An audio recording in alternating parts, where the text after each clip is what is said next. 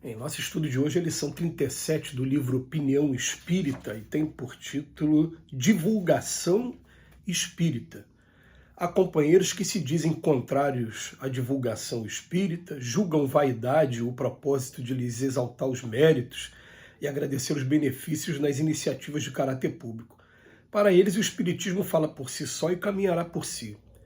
Estão certos nessa convicção, mas isso não nos invalida o dever de colaborar na extensão do conhecimento espírita com o devotamento que a boa semente merece do lavrador. O ensino exige recintos para o magistério. O espiritismo deve ser apresentado por seus profitentes em sessões públicas. A cultura reclama publicações. O espiritismo tem a sua alavanca de expansão no livro, que lhe expõe os postulados. A arte pede representações. O espiritismo não dispensa as obras que lhe exponham a grandeza. A indústria requisita a produção que lhe demonstre o valor. O espiritismo possui maior força nas realizações e nos exemplos dos seus seguidores, em cujo rendimento para o bem comum se lhe define a excelência. Não podemos relaxar a educação espírita desprezando os instrumentos da divulgação de que dispomos, a fim de estendê-la e honorificá-la. Allan Kardec começou o trabalho doutrinário publicando as obras da codificação e instituindo uma sociedade promotora de reuniões e palestras públicas, uma revista e uma livraria para a difusão inicial da revelação nova. Mas não é só que Jesus estimou a publicidade não para si mesmo, mas para o Evangelho, é afirmação que não sofre dúvida. Para isso, incentou a sua obra, aliciando 12 agentes respeitáveis para lhe veicular os ensinamentos, e ele próprio fundou o cristianismo através das assembleias públicas. O Ide Pregai nasceu-lhe da palavra recamada de luz. E compreendendo que a Boa Nova estava ameaçada pela influência judaizante em vista da comunidade apostólica, confinar-se do modo extremo aos preceitos do Velho Testamento, após regressar às esferas superiores, comunicou-se numa estrada vulgar, chamando Paulo de Tarso para publicar-lhe os princípios junto à gentilidade, a que Jerusalém jamais se abria. Visto isso, não sabemos como está no Espiritismo sem falar nele, ou, em outras palavras, se quisermos preservar o Espiritismo e renovar-lhe as energias, a benefício do mundo, é necessário compreender-lhe as finalidades da escola, e toda a escola, para cumprir o seu papel, precisa divulgar. É interessante o Emmanuel falar sobre isso, que tem pessoas que acham que o Espiritismo não deveria ser divulgado, que ele caminha por si só. A gente até entende que a revelação trazida por Jesus através dos 4 evangelhos que foram canonizados, os seus exemplos, ela levou muito tempo para divulgar por conta das circunstâncias. Parece que toda hora a semente estava sendo abafada.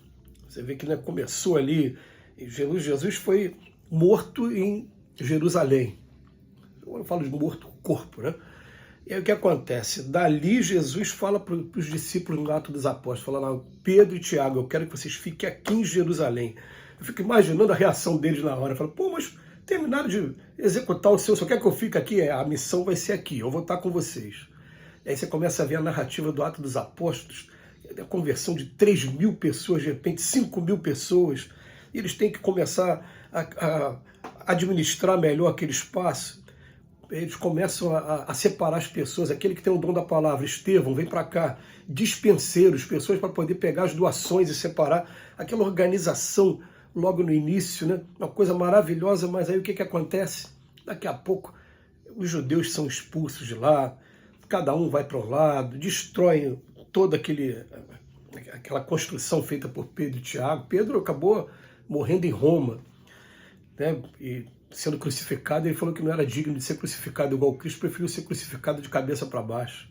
Aí vem o Cristo na própria estrada, chama Paulo de Tarso, Paulo, agora eu quero que você leve o meu evangelho. A gente não se dá conta disso, né? Mas a gente tem lá as cartas de Paulo.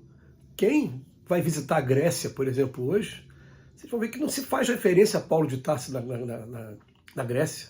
Não tem uma igreja em Tessalonicenses, Éfeso, Corinto, não tem. É interessante, quer dizer, a única coisa que parece que valeu para a gente foi ter ficado essas cartas orientando os povos, e quando ele chegou em Roma, que aí sim, em Roma, Ali o negócio foi frutificando, até ganhar todo aquele, vamos botar assim, né, ganhar o conjunto e ser reconhecido no Edito de Milão em 313 pelo imperador Constantino. Mas olha o trabalho que se teve naquela época, né, até chegar em 313, aí sim, ó, vamos fazer o seguinte, a partir de agora vocês não vão ser mais perseguidos, não. Bom, vamos oficializar o cristianismo aqui.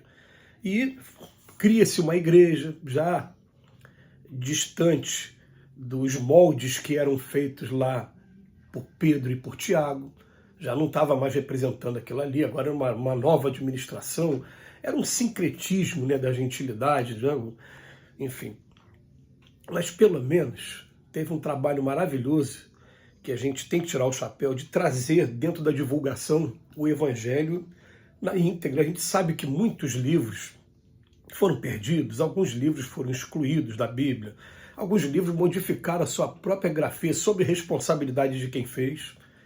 Um dia vai saber, né? Já está sabendo já a gravidade do que fizeram, mas a gente sabe que até hoje, de uma tradução para outra, de uma versão da outra, essas várias Bíblias que a gente tem diferenças, né, na grafia, muda-se um termo ou outro, mas a essência ficou para a gente.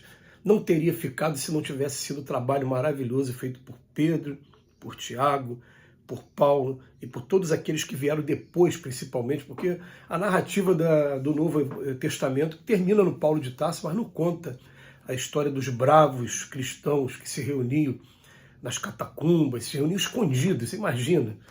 Hoje o cemitério não é um lugar legal, né, de você frequentar à noite, frequentar escondido, imagina na época, mas para poder não ser perseguido, não ser executado, eles se reuniam escondidos, e quando eram pegos eram levados às arenas, no Coliseu, para ser devorado por leões. Olha o trabalho que eles tiveram de divulgação. E chega na gente agora, qual é a divulgação que a gente vai ter? Tem uma mensagem no Evangelho segundo o Espiritismo que fala assim, na época os mártires do cristianismo iam para o circo. Hoje a única coisa que a gente está pedindo para vocês é o sacrifício do orgulho, da vaidade e do egoísmo. Isso emociona a gente, emociona a gente. É isso que eu tenho que fazer? É. O Espiritismo tem que transformar a gente para que com os nossos exemplos a gente possa estar influenciando as pessoas. As pessoas vão olhar para a gente e falar, que cara, gente boa, né? É espírita. Espírita? Como assim? Espírita? Mas não é cristão, não? Claro que é cristão. Você sabe o que é o espiritismo? A gente começa a fazer essa divulgação do espiritismo, principalmente através das nossas atitudes, principalmente através do estudo sério que a gente faz. Muito mais, é claro, o espírita estuda muito mais o Novo Testamento do que o Velho Testamento. Mas cá para nós, a história toda do Cristo está no Novo Testamento. Então, alguns espíritas que eu conheço se aventuraram a ir lá no Velho Testamento, conhecer toda a história, desde Adão e Eva até o patriarca Abraão e seus filhos, que deram os dois troncos, né? O Ismael deu origem ao islamismo e Jacó deu origem ao judaísmo. A gente estudar aquela parte toda, aqueles livros, vale a pena também, legal, mas o principal a gente está estudando o Novo Testamento, as cartas de Paulo, com um convite incessante à renovação para o bem. Então, a lição fala por si só.